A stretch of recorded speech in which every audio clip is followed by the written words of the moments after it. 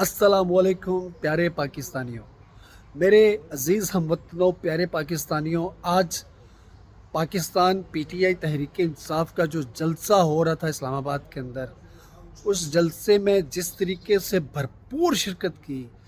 और जो 2 number mandate चोर हुकूमत है और उनके जितने भी सहूलतकार हैं,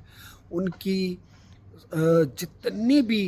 रुकावटें उन्होंने पैदा की थी, उन रुकावटों के बावजूद कंटेनर लगाए और लोगों की पकड़ दकड़, डराना धमकाना, झूठी जलसा कैंसिल होने की खबरें, अफवाहें फैलाने के बावजूद लोग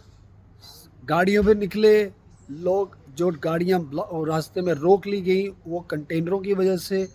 उन्होंने पैदल वॉक की और वो कीचड़, बारिश में, गर्मी में, धूप में, भूख में, प्यास में,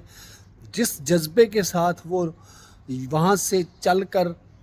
दूर दराज से मुख्तलिफ शहरों से होते हुए वो जितनी मोहब्बत और जज्बे और इश्क और जुनून के साथ निकले हैं और शामिल हुए हैं जलसे में, ये भी एक तारीख़ का अहम हिस्सा है जिससे कभी भी कोई इनकार नहीं कर सकता। तो आपने ये साबित कर दिया है कि पाकिस्तान की आवाम सिर्फ इमरान खान के साथ है, क्योंकि वो एक सच्चा लीडर है और ये उनको शर्म आनी चाहिए जो अभी भी नहीं समझ रहे और रुकावटें पैदा कर रहे हैं,